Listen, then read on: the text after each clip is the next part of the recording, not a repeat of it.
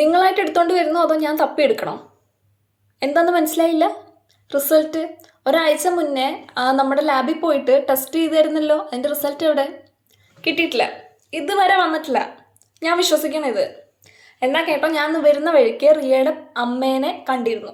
റിയയുടെ അമ്മയും അച്ഛനും നിങ്ങളും ഒരേ ദിവസമാണ് അവിടെ പോയി ടെസ്റ്റ് ചെയ്തിട്ടുള്ളത്. അവർ പറഞ്ഞല്ലോ റിസൾട്ട് 2-3 ദിവസം മുന്നേ കിട്ടിയെന്ന് പറഞ്ഞല്ലോ. അപ്പം നിങ്ങളുടെ റിസൾട്ട് മാത്രം കിട്ടിയില്ല. 2 മിനിറ്റ് സമയം ഞാൻ തരും. പെട്ടെന്ന് എനിക്ക് ഇവിടെ കിട്ടുന്ന റിപ്പോർട്ട്. പിന്നെ ഇതെനിക്ക് ലാബിൽ ഡയറക്റ്റ് ചോദിച്ചിട്ട് എടുക്കാൻ അറിയാഞ്ഞിട്ടല്ല. പിന്നെ അമ്മ അച്ഛനായിപ്പോയില്ലേ, കള്ളം പറയുകയാണെന്ന് അല്ലെങ്കിൽ നിങ്ങൾ നുണ പറയുന്നു എന്ന് വെറുതെ അവരെ അറിയിക്കേണ്ട കാര്യമില്ലല്ലോ. അതുകൊണ്ട് മാത്രമാണ് നിങ്ങളോട് ചോദിക്കുന്നത്. എടുത്തോണ്ട് വാ, നോക്കട്ടെ, ഞാൻ നോക്കട്ടെ.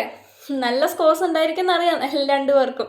അതുകൊണ്ടാണല്ലോ അതുകൊണ്ടാണ് ഈ കാണിക്കാൻ ബുദ്ധിമുട്ടെന്നറിയാം. എവിടെ പോണേ? അവിടെ ഇരിക്കുക, നോക്കട്ടെ, കാര്യങ്ങളൊക്കെ നോക്കട്ടെ. നോക്കാനൊന്നും ഇല്ല, നല്ല അടിപൊളി മാർക്കാണ് 2 പേർക്കൊന്ന് എനിക്ക് നല്ലപോലെ അറിയാം. നോക്കട്ടെ എന്തൊക്കെയാണെന്ന്. ആഹാ, ഷുഗർ, പ്രഷർ, കൊളസ്ട്രോൾ എല്ലാം ഉണ്ടല്ലോ. എല്ലാം ഉണ്ട് അല്ലേ? ഒന്നിനൊരു കുറവില്ല. വെരി ഗുഡ്, ഇങ്ങനെ തന്നെ വേണം. ഇതിനാണല്ലോ രാവിലെ 2 പേരോടും എക്സസൈസ് ചെയ്യാനും നടക്കാനും ഒക്കെ പറയുന്നത്. കേൾക്കോ? വല്ലതും കേൾക്കാറുണ്ടോ? ഇതെന്താണിത്? ഇതും കൊണ്ട് ഞാൻ എങ്ങനെ മറ്റുള്ളവരോട് എൻ്റെ പാരൻസ് ആണ് ഇതെന്ന് പറയും? എങ്ങനെ പറയും? ഇതൊക്കെ എന്താണിത്? എല്ലാം ഹൈ ആണല്ലോ. എന്തെങ്കിലും ഒരു സാധനം കറക്റ്റ് ഉണ്ടോ? എന്തെങ്കിലും ഒരു സാധനം ഇതിൽ കറക്റ്റായിട്ടുണ്ടോ? ഇങ്ങനെ പോയാൽ എന്താ 2 പേരുടെ ഉദ്ദേശം എന്താ? എനിക്ക് അത് ആദ്യം പറ. 2 പേരുടെ ഉദ്ദേശം എന്താ? നന്നാവും ഉദ്ദേശമൊന്നും ഇല്ലേ? ഏത് നേരത്തെ ഈ ഫോൺ തോണ്ടി ഇങ്ങനെ ഇരിക്കുക. ഈ ഫോണാണ് എല്ലാത്തിനും കാരണം. ഇതിനൊക്കെ കാരണം ഈ ഫോണാണ്. നിങ്ങളുടെ ഈ ഫോണിലുള്ള ഇങ്ങനെ തോണ്ടി ഈ ഒരു ഒറ്റ കാരണം കൊണ്ടാണ് ഇത്രയധികം ഈ അസുഖങ്ങളെല്ലാം പെരുകുന്നത്. റിയയുടെ മമ്മീൻ്റെ അടിയൊക്കെ ഉണ്ടല്ലോ, രാവിലെ എത്ര കിലോമീറ്റർ നടക്കുന്നറിയോ? കഴിഞ്ഞ ദിവസം ഓഫീസിൽ പോകുന്ന വഴിക്ക് ഞാൻ അവരെന്നെ കണ്ടത് പാലാ ടൗണിൽ വെച്ചിട്ട്.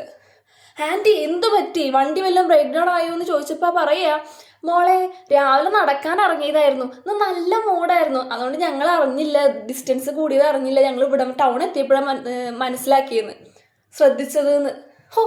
കേട്ടിട്ടുണ്ടല്ലോ, കൊതിയായി എനിക്ക് രോമാഞ്ചം വന്നെൻ്റെ കൈ കൂടെ. എനിക്കുണ്ട് 2 എണ്ണം ദേ ഇരിക്കണ്. നടക്കാൻ പറഞ്ഞാൽ നടക്കില്ല, എക്സസൈസ് ചെയ്യാൻ പറഞ്ഞാൽ എക്സസൈസ് ചെയ്യില്ല, ഒന്ന് അങ്ങോട്ടോ ഇങ്ങോട്ടോ എടുത്ത് തിരിക്കുക, ഒന്നും ചെയ്യില്ല. മധുരമുള്ള സാധനങ്ങൾ കഴിക്കരുതെന്ന് പറഞ്ഞാലോ അത് തന്നെ വാരിയെടുത്ത് കഴിക്കും. പച്ചക്കപ്പം 3 നേരം കിട്ടിയാൽ 3 നേരം കഴിക്കും. ഇങ്ങനെയാണോ? ഇങ്ങനെയൊക്കെ ആയിക്കഴിഞ്ഞാൽ എന്താ നിങ്ങളുടെ ഉദ്ദേശം? എന്താ? എല്ലാത്തിനും കാരണം ഈ മൊബൈലാണ്. ഈ മൊബൈൽ നോട്ടം കൊണ്ടാണ് 2 പേരും ഇങ്ങനെ ആയിരിക്കണത്. ഈ മൊബൈൽ പിടിച്ച് വാങ്ങിക്കൊക്കെ അറിയാൻ പാടില്ലാണ്ടൊന്നും അല്ല. പിന്നെ അത്ര റോഡായ ഒരു മോളാവാൻ എനിക്ക് താല്പര്യമില്ല, അതുകൊണ്ടാണ്. മനസ്സിലായ? വയസ്സായവരല്ലേ, കുറച്ചൊരു എൻ്റർടൈൻമെൻറ്റ് ഉണ്ടായിക്കോട്ടെ എന്ന് വിചാരിച്ചിട്ട് വാട്സപ്പും ഫേസ്ബുക്കും യൂട്യൂബും ഒക്കെ ഉപയോഗിക്കാൻ പഠിപ്പിച്ചു തന്നു. അതാണ് ഞാൻ ചെയ്ത തെറ്റ്. ഇപ്പം 24 മണിക്കൂർ അതിൻ്റെ ഉള്ളിൽ തന്നെ. അതിൻ്റെ ഉള്ളിൽ നിന്ന് പുറത്തേക്ക് എങ്ങനെയാണെന്ന് നടക്കാൻ എണീക്കാൻ പറ്റണില്ലല്ലോ. ഇവിടെ ഇരിക്കുകയല്ലേ, തോണ്ടി ഇരിക്കുകയല്ലേ, 24 മണിക്കൂർ ഇരുന്ന് തോണ്ട്. എൻ്റെ ഫ്രണ്ട്സ് ഉണ്ടല്ലോ, ഫ്രണ്ട്സിൻ്റെ ഒക്കെ പാരൻസ്, അവരുടെയൊക്കെ ഇങ്ങനെ റിപ്പോർട്ടൊക്കെ കാണുമ്പോഴല്ലോ കൊതിയാവുകയാണ്.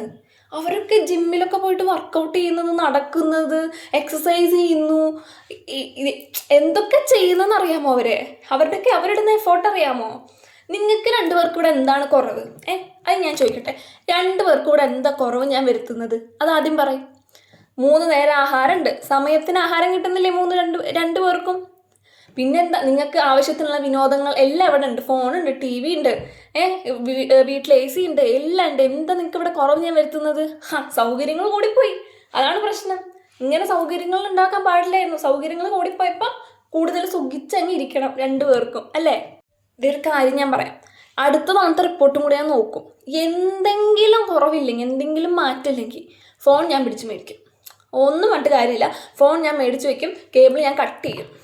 TV കാണണ്ട, TV കണ്ട് ഫോൺ നോക്കി ഇരുന്നിട്ടല്ലേ ഇതെല്ലാം. അത് ചെയ്യാനില്ലെങ്കിൽ പുറത്തിറങ്ങി എന്തെങ്കിലുമൊക്കെ ഒന്ന് അങ്ങോട്ടും ഇങ്ങോട്ടും നടക്കൂ. നിങ്ങളോട് പണി ചെയ്യാനൊന്നല്ലല്ലോ പറയുന്നത്. ആ വീടിന് ചുറ്റും ഒന്ന് നടക്ക് 2 റൗണ്ട്. വീടിന് ചുറ്റുപാടും കണ്ടിട്ട് കുറേ നാളായോ? ഇരുന്നിടത്തുനിന്ന് എണീക്കരുത്, അവിടെ തന്നെ ഇരിക്കണം കേട്ടോ. അവിടെ തന്നെ ഇരിക്കേ, അപ്പോൾ കുറച്ചും കൂടെ അടിപൊളിയാവും. ഇതിൻ്റെയൊക്കെ വാല്യൂ ഇങ്ങനെ കൂടിപ്പോകുന്നതല്ല വലിയ കാര്യം, മനസ്സിലായത്? 1ാം സ്ഥാനം എത്താൻ വേണ്ടി മത്സരിക്കണ്ട. 2 പേരും കൂടെ കോമ്പറ്റീഷനാണോ? ആർക്കാണ് കൂടുതൽ കൊളസ്ട്രോള്? ആർക്കാണ് കൂടുതൽ ഷുഗർ? ഇതൊരു കോമ്പറ്റീഷനാണെന്ന് വിചാരിച്ചാ അല്ലാട്ടാ, ഇതൊരു കോമ്പറ്റീഷൻ അല്ല.